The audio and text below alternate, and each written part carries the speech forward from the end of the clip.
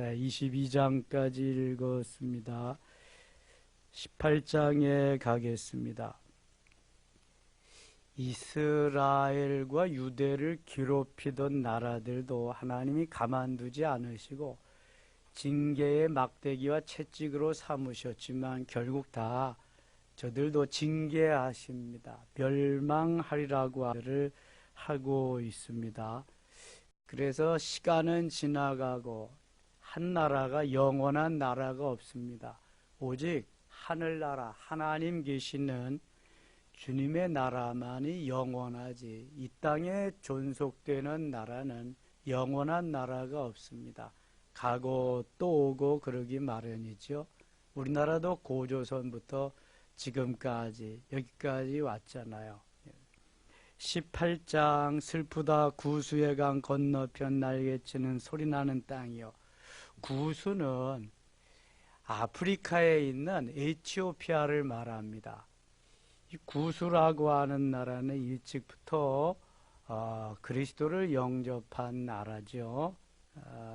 그 재물을 담당했던 내식 간다게가 왔을 때에 거기서 이제 이 복음서에 보면은 세례를 받게 되죠. 빌립에게. 그래서 일찍부터 거기에는 복음이 전해졌던 그러한 나라입니다. 구수 에티오피아. 4절 한번 가겠습니다. 여호와께서 내게 이르시되 내가 나의 처소에서 조용히 감찰함이 쬐이는 일광 같고 가을 더위에 운무 같도다. 추수하기 전에 꽃이 떨어지고 포도가 맺혀 익어갈 때 내가 낫으로 그 연한 가지를 베며 퍼진 가지를 찍어버려서 이 열매를 맺지 못하도록 하나님이 다 그렇게 하신다는 거죠. 결국 구수도 멸망하리라, 그런 거죠. 19장 가겠습니다. 애굽에 관한 경고입니다. 애굽은 이스라엘을 많이 괴롭힌 나라입니다. 애굽에 관한 경고라. 보라, 여호와께서 빠른 구름을 타고 애굽에 임하시니 애굽의 우상들이 그 앞에서 떨겠고 애굽인의 마음이 그 속에서 녹으리로다. 2절 3절 같이 읽어요. 내가 애굽인을 격동하여 애굽인을 치리니 그들이 자기 형제를 치며 각기 이웃을 칠 것이요 성읍이 성읍을 치며 나라가 나라를 칠 것임. 애굽인의 정신이 그 속에서 쇠약할 것. 그의 계획을 내가 깨뜨리리니 그들이 우상과 마술사 신접한 요술객에게 물으리로다. 애굽은 그 당시에 엄청난 강한 나라였습니다. 큰 나라였고요. 이 애굽에 가서 이스라엘 백성도 430년 동안이나 살았죠. 종살이를 하게 되었습니다. 후에 애굽이 얼마나 세력이 강해지는지 스페인까지 함락을 합니다. 그러면 스페인이 얼마나 엄청난 나라입니까? 남미를 거의 다 스페인화 시켰던 그러한 나라인데, 이미 그 전에 애굽이 스페인을 속국으로 만들고 지배했던 그러한 전력. 애굽은 세계 최강이었습니다. 당시 엄청난 나라였죠. 근데 이 애굽도 하나님이 가만두시지 않겠다. 4절은 내가 애굽인을 잔인한 주인의 손에 붙이리니 포악한 왕이 그들을 다스리리라. 주 만군의 여호와의 말씀이니. 이스라엘을 괴롭히고 힘들게 했던 나라들을 하나님이 다 가만두지 않습니다. 19절 가겠습니다. 19절. 그날의 애굽 땅 중앙에는 여호와를 위하여 제단이 있겠고 그 변경에는 여호와를 위하여 기둥이 있을 것이. 이것이 애굽 땅에서 만군의 여호와를 위하여 징조와 증거가 되리니 이는 그들이 그 압박하는 자들로 말미암아 여호와께 부르짖고 여호와께서는 그들에게 한 구원자이자 보호자를 보내사 그들을 건지실 것임이라. 20절 같이 읽겠습니다. 여호와께서 자기를 애굽에 알게 하시리. 그날에 애굽이 여호와를 알고 제물과 예물을 그에게 드리고 경배할 것이 여호와께 서원하고 그대로 행하리라. 이제 애굽도 하나님을 그렇게 바라보고 하나님께 나올 때가 있으리라, 그런 말씀이죠. 여호와께서 애굽을 치실지라도 치시고는 고치실 것이므로 그들이 여호와께로 돌아올 것이라. 여호와께서 그들의 간구함을 들으시고 그들을 고쳐 주시리라. 그날에 애굽에서 아수르로 통하는 대로가 있어 아수르 사람은 애굽으로 가겠고 애굽 사람은 아수르로 갈 것이며 애굽 사람이 아수르 사람과 함께 경배하리라. 아수르나 애굽이나 다 이스라엘을 많이 힘들게 한 하나님이 징계의 막대기와 채찍으로 삼은 나라들입니다. 그런데 그 나라들이 애굽에서 아수르로, 아수르에서 애굽으로 이렇게 왕래하며 서로 통용하리라. 그날이죠. 그렇죠. 그날에 이스라엘이 애굽 및 아수르와 더불어 셋이 세계 중에 복이 되리라. 25절 같이 읽을게요. 이는 만군의 여호와께서 복 주시며 이르 내 백성 애굽이여 내 손으로 지은 아수르여 나의 기업 이스라엘이여 복이 있을지어다 하실 것임이라. 아멘. 하나님이 애굽을 이렇게 관대하게 좀 하시는 것은 하나님의 백성들이 애굽에 가서 400년 동안이나 430년 동안이나 살았거든요. 그러니까 하나님의 백성들을 그들이 살게 하셨고, 비록 종이었지만 이 요셉을 알지 못하는 바로 왕이 나타나서 종살이를 하긴 했지만 요셉의 시대에는 애굽 사람들이 요셉을 뭐 왕보다 더 우러러보고 이스라엘 백성들을 얼마나 흠모했는지 몰라요. 그러나 요셉을 알지 못하던 왕이 나타나서 종살이를 하고 어렵게 되었지만 하나님의 백성들을 430년 동안이나 저들이 먹여주고 입혀주고 사실 그런 거죠. 예. 그래서 하나님께서 이 애굽을 후히 그렇게 봐주시는 거죠. 나의 기업 이스라엘이요. 그러나 하나님의 뜻은, 하나님의 관심은 이스라엘, 하나님의 사람들에게 있지 거기에 있지 않습니다. 나의 기업 이스라엘이여 복이 있을지어다 하실 것이며 히브리서 6장 14절에는 내가 복주고 복주며 번성케 하고 번성케 하리라 그런 말씀이 있습니다. 하나님의 자녀들을 하나님이 징계하시고 하나님께서 징계의 막대기와 채찍으로 때리시며 이렇게 훈련하고 연단하고 고난을 통해서 만드실 수 있지만 그것은 오직 과정이고 하나님의 궁극적인 목적은 복 주시려고 하는 것이다. 잘 되게 하시려는 것이다. 복 주고 복 주며 번성케 하고 번성케 하리라는 것이 하나님의 마음인 것입니다. 여러분, 자녀들이 혹시 잘못했을지라도 때로는 때리고 타이르고 징계는 할 망정 부모의 마음은 잘 되기를 바라는 것입니다. 잘 살기를 바라는 거지요. 우리 자녀가 아무리 좀 못됐어도 내 관심은 잘된 다른 자녀의 내 자녀에게 가 있는 것입니다. 피는 물보다 진한 것이고 내가 9달 동안 배 아파서 낳은 그 자식에게 관심이 있는 것입니다. 하나님은 우리에게 이미 생명을 다 주셨습니다. 생명을 다 주셨는데 그 관심이 어디에 있겠어요? 하나님의 자녀들에게 관심이 있습니다.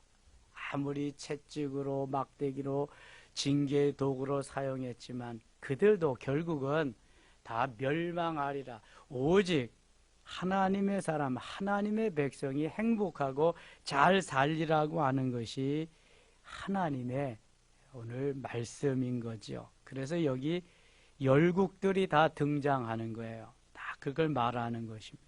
결국은 이스라엘을 말하기 위함이고 최종적으로 예수 그리스도가 다스리고 예수 그리스도가 메시아고 구원의 주님임을 말씀하기 위해서 그런 거예요. 그래서 구약에서 이미 창세기를 시작하면서 창세기 3장 15절에 메시아의 탄생을 예고하고 있는 것입니다. 그리고 메시아의 탄생 700년 전에 이사야 선지로 하여금 다시금 재확인해 주는 것입니다. 계속해서 20장 가겠습니다. 20장 5절 갑니다. 20장 5절. 그들이 바라던 구수와 자랑하던 애굽으로 말미암아 그들이 놀라고 부끄러워할 것이라. 5절 6절 같이 읽겠습니다. 6절입니다. 그날에 이 해변 주민이 말하기를 우리가 믿던 나라 곧 우리가 아수르 왕에서 벗어나기를 바라. 달려가서 보함을 구하던 나라 이같이 되었으니 우리가 어찌 능히 피하리오 하리라. 하나님이 도와주셔야 살 수 있고요. 하나님이 떠나시면, 하나님이 징계하시면 거기에 견고하게 설 나라는 아무도 없습니다. 내가 하리라, 내가 뭐 해보리라 그렇지만 영원한 권력도, 영원한 나라도, 영원한 사람도 없습니다. 세계에 제일 많이 땅덩어리를 가졌던 징기스탄도 다 그 시대는 갔잖아요. 지금 몽골은 아주 연약한 나라로 그렇게 남아 있습니다. 세계 최고의 최강의 그러한 나라였지만 다 가는 거죠. 알렉산더도 갔고 히틀러도 갔고 그 다음에 프랑스의 영웅 누구죠? 나폴레옹도 다 가고 말았어요. 한 시대는 가는 것입니다. 한 시대도 가고 한 세대도 가고 다 가게 마련이죠. 오직 영원한 것은 하나님뿐이시고 하나님의 나라만 영원한 것입니다. 다른 거 없어요. 21장 갑니다. 해변 광야에 관한 경고라. 적병이 광야에서 두려움, 땅에서 내게 회오리 바람같이 몰려왔다. 혹독한 묵시가 내게 보였다. 묵시는 계시입니다. 레볼루션. 보이지 않던 것을 보여주시는 묵시. 속이는 자는 약탈하도다. 엘람이여 올라가고 메대어 에워싸라. 그의 모든 탄식을 내가 그치게 하였노라 하시도다. 이러므로 나의 요통이 심하여 해산이 임박한 여인의 고통 같은 고통이 나를 엄습하였으므로 내가 괴로워서 듣지 못하며 놀라서 보지 못하도다. 여인의 해산하는 고통이 얼마나 심해요. 저는 해산해보지는 않았지만 그 해산 고통은 이루 헤아릴 수가 없는 것입니다. 그래서 해산할 때 되면 다시는 내가 낳나봐라 그러나 자라고 예쁘게 자라는 모습을 보면서 또 낳는다는 거잖아요.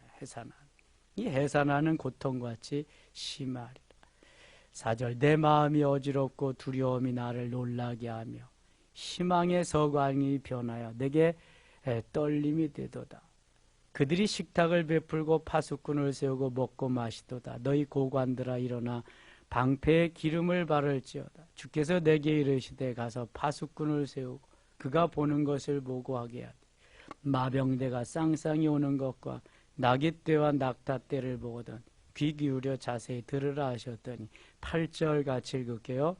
파수꾼이 사자같이 부르짖기를 주여 내가 낮에 늘 망대에 서 있었고 밤이 새도록 파수하는 곳에 있었더니 파수꾼은 보초병입니다. 파수꾼은 항상 제자리에 있어야 됩니다. 파수꾼이 자리를 이탈하면 적군이 침투해 오는 것입니다. 파수꾼은 항상 그 자리에서 졸지 아니하고 자지도 아니하고 지켜야 됩니다. 영원한 파수꾼은 우리 하나님이시죠. 졸지도 주무시지도 아니하시고 눈동자와 같이 우리를 계속해서 지키시는 분, 나를 지키시고 나를 보호해 주시는 분 하나님밖에 아니 계십니다. 아무리 파수꾼을 세워도 소용이 없습니다. 9절 또 같이 읽겠습니다. 보소서 마병대가 쌍쌍이 오나이다 하니 그가 대답하여 이르시되 함락되었도다 함락되었도다. 바벨론이여 그들이 조각한 신상들이 다 부서져 땅에 떨어졌도다 하시도다. 아멘. 바벨론은 결국 멸망할 거라. 바벨론은 그렇게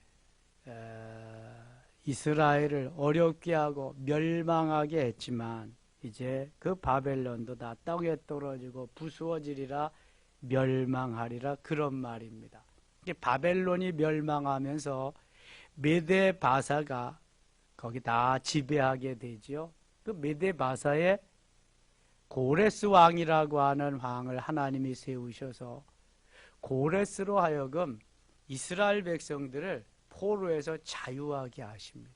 바벨론은 망하게 하시고 이제 이스라엘은 회복되게, 정확히는 유다죠. 남쪽 유다는 포로에서 자유케 하십니다.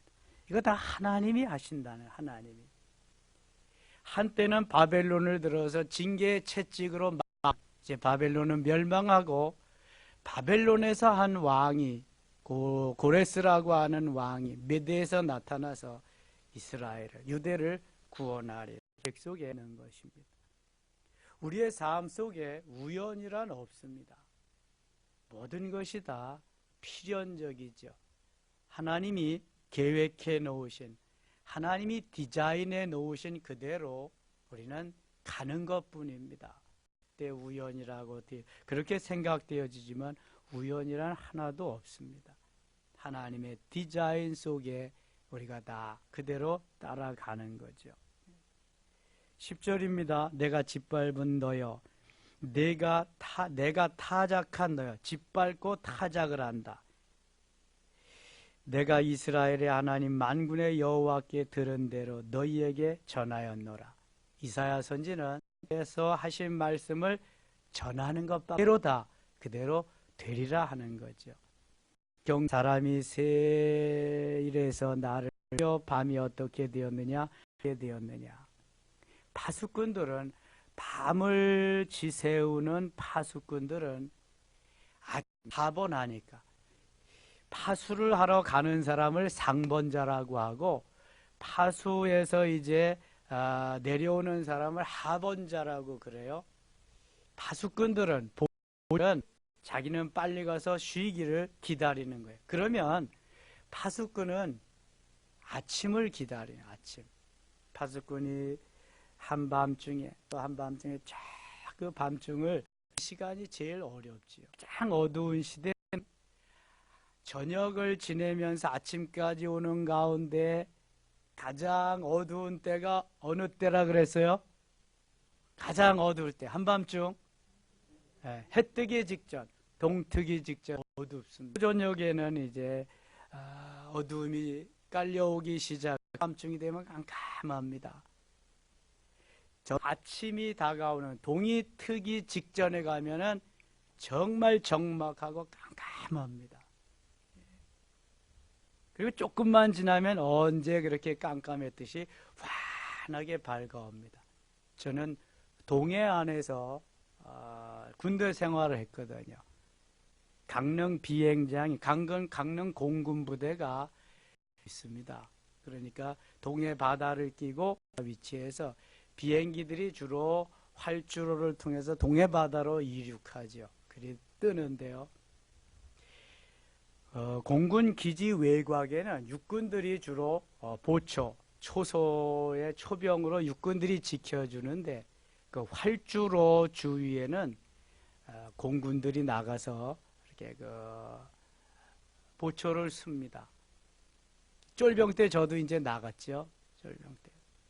그 보초 나갈 때 어떤 사람들은 라면도 가지고 나가고, 거기에다가 막걸리도 다 수통에다 막걸리도 담아가지고 나가고, 뭐 자기가 먹고 싶은 거 다 가지고 가서 하는데, 보초 쓰다가 보면은요, 그냥 짐승들도 울지요, 뭐 까마귀도 울지요. 야, 처음에는요, 그거 만만치 않아요. 아무리 무장하고 가지만. 그러면 찬송도 부르고요, 기도도 하고요. 야, 그러니까 그때 그 신앙이 거기서 다져지는 거죠. 깜깜하게. 점점 이제 파도는 철썩철썩. 새벽이 가까우면 얼마나 깜깜한지 몰라요. 그러면은 금방 또 지나가서 환하게 동해에 햇빛이, 그냥 해가 쫙 떠오르는 거예요. 예. 그런 광경을 제가 다 보아서 파수꾼이 아침을 기다리는 그 기분을 제가 압니다. 기다리는 기다림도 알고요. 얼마나 간절한지 몰라요. 그러니까 그런 거 못 견디는 군인들이 탈영하는 거고, 그 다음에 이 생활이 집에서 자유롭게 살던 사람들이 그 묶인 삶을 사니까 또 열악하잖아요, 환경이. 그러니까 견디지 못해서 탈영하고 그러는 거예요. 지금은 점점 좋아져 가지고 뭐 휴대폰까지 사용하는 군대인데요. 뭐 완전히 나이로운 군대지. 예. 이 군대가 뭐 그래도 괴뢰군들만 잘 무찌르면 되는데, 파수꾼들이 사명이 이렇게 중요합니다. 12절 다시 한번 보세요. 파수꾼이 이르되 아침이 오나니 밤도 오리라. 아침도 오면 밤도 오는 거야. 낮이 있으면 밤도 있는 거예요. 예? 내가 물으려거든 물으라. 너희는 돌아올지니라 하리라. 그 다음에 아라비아에 관한 경고가 있고요. 22장 가겠습니다. 환상의 골짜기에 관한 경고라. 내가 지붕에 올라가면 어찌함인가. 소란하여 머물던 성 즐거워하던 고울이여, 너의 죽임을 당한 자들은 칼에 죽은 것도 아니요 전쟁에 사망한 것도 아니라 너희 관원들도 다 함께 도망하였다가 활을 버리고 결박을 당하였고 너의 멀리 도망한 자들도 발견되어 다 함께 결박을 당하였도다. 4절 같이 읽겠습니다. 그러므로 내가 말하노니 돌이켜 나를 보지 말지어다. 나는 슬피 통곡하겠노라. 내 딸 백성이 패망하였으므로 말미암아 나를 위로하려고 힘쓰지 말지니라. 아멘. 환상의 골짜기에 주 만군의 여호와께로부터 밟힘과 혼란의 날이여 성벽이 무너뜨림과 산악에 사무쳐 부르짖는 소리로다. 그날이 되면은요, 모든 애곡함이 통날 것, 자녀들만 영원하고요. 하나님의는 12절 가겠습니다. 12절 같이 읽겠습니다. 그날에 주 만군의 여호와께서 명령하사 통곡하며 애곡하며 머리털을 뜯으며 굵은 배를 따라 하셨거늘, 굵은 배를 띠라 하셨거늘. 이 그날에는 통곡의 날, 마지막 날에는요, 뭐 아무리 해도 소용이 없어요. 그날은, 여호와의 날은. 너희가 기뻐하며 즐거워하여 소를 죽이고 양을 잡아 고기를 먹고 포도주를 마시면서 내일 죽으리니 먹고 마시지 않은도다. 이제 끝날이 되었으니까 그저 죽어도 먹고나 죽자, 그냥 먹고 마시자 한다는 거예요. 그러니까 하나님을 모르는 사람들은 그때가 오면은 너무 비참해지는 거죠. 괴로운 거죠. 그러나 하나님의 사람들은 그때가 다가올수록 신랑 되시는 주님을 만나고 혼인자리에 참여하고 영원한 나의 신랑, 나의 사랑, 그분과 함께 살 소망이 있기 때문에 뭐 비교가 안 되는 거죠. 이 땅에는 슬픔과 애통과 질병과 고통과 죽음이 있지만 그 나라에는 그런 것이 없어요. 영원히 신랑 되시는 주님과 함께 영원히. 여러분, 정말 사랑하는 사람하고는 떨어지기 싫잖아요. 함께 있고 또 같이 나누고 같이 먹고 마시면서 함께 있고 싶은 게 사랑하는 사람과의 관계잖아요. 주님 우리와 함께 하시지만 이제 그날이 되면은요, 눈과 눈으로 보면서 서로 영원토록 함께하는 그러한 이 땅에서의 부부적인 남녀와의 그러한 사랑의 관계가 아닙니다. 그것은 뭐 엄청난 초월한 그러한 사랑이죠. 주님 신랑 되시고 우리 신부들 그날을 기다리는 그날. 14절 한번 보시죠. 만군의 여호와께서 친히 내 귀에 들려 이르시되 진실로 이 죄악은 너희가 죽기까지 용서하지 못하리라 하셨느니라. 주 만군의 여호와의 말씀이니라. 악인들은 그때까지도 이제 괴로워하는 거죠. 22절 가겠습니다. 22절. 내가 또 다윗의 집에 열쇠를 그의 어깨에 두리니 그가 열면 닫을 자가 없겠고 닫으면 열 자가 없으리라. 열 자가 없다. 다윗의 집의 열쇠. 바로 메시아를 통해서 이러한 놀라운 역사를 하나님이 이루시리라, 그러한 말씀이죠. 23절. 못이 단단한 곳에 박힘같이 그를 견고하게 하리니 그가 그의 아버지 집에 영광의 보좌가 될 것이요 못이 단단한 곳에 박힘같이. 베니어판 같은데 못을 박으면은요 금방 이 못이 힘이 없습니다. 그러나 여러분 트 같은데 못을 박아보세요. 영 빠지지 않습니다. 그러니까 단단한 나무, 소나무, 전나무 같이 진이 나오는 그러한 곳에 못을 한번 박아보세요. 잘 안 빠집니다. 이 아카시아 나무나 결이 쫙쫙 나는 힘이 없는 나무들의 못을 박으면 금방 빠져요. 뭐 베니아판은 말할 것도 없고요. 그런데 진이 나오는 그러한 곳에 못을 박는다든지 콘크리트 못, 콘크리트에 빠지는 것입니다. 이런 그러한 다시 한번 보겠습니다. 23절 같이 읽어요.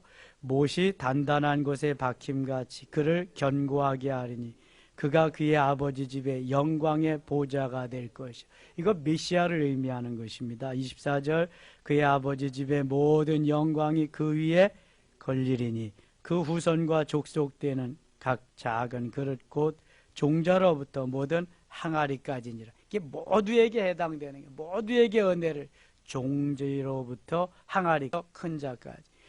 25절 읽고 마칠게요. 만군의 여호와께서 이르시되 그날에는 단단한 곳에 박혔던 못이 사그리니 그 못이 부러져 떨어짐 그 위에 걸린 물건이 부서지리라 하셨다라. 나 여호와의 말이니라. 아멘. 오늘 하루도 하나님이 우리에게 주신 시간 동안 주님만 생각하고 주님만 바라보고 의지하고 소망하면서 나갈 때 이스라엘을 구원하신 하나님, 열강들을 멸하고 하나님의 사람들을 세우시고 복주시고 복주시고 하나님께서 평강케 하시고 은혜 주시기를 원하시는 그 하나님, 승리케 하시고 좋은 일로 이끄시게 될 줄 믿습니다. 나라가 참으로 많이 어렵습니다. 이런 때일수록 우리가 주를 위해서 주님께 나라를 위해서 기도해야 됩니다. 많이 부르짖어 기도할 수 있길 원합니다. 기도합니다. 하나님 아버지 고맙습니다. 한 세대는 가고 한 시대도 갑니다. 나라도 가고요. 사람도 갑니다. 다 지나가게 마련입니다. 그러나 내가 남아있을 동안 내 생명이 존재해 있을 동안 주를 잘 섬기게 하시고 내가 있는 이 동안에 이 나라와 이 민족이 주 안에서 든든히 서갈 수 있도록 기도할 수 있기를 원합니다. 하나님은 시고 악한 나라들도 사용하십니다. 결국 백성을 위해서입니다. 기억하시고 지금까지 은혜로 역사하셨사오니 은혜로 계속 승리할 수 있도록 도와주시옵소서. 예수님의 이름으로 기도드리옵나이다. 아멘.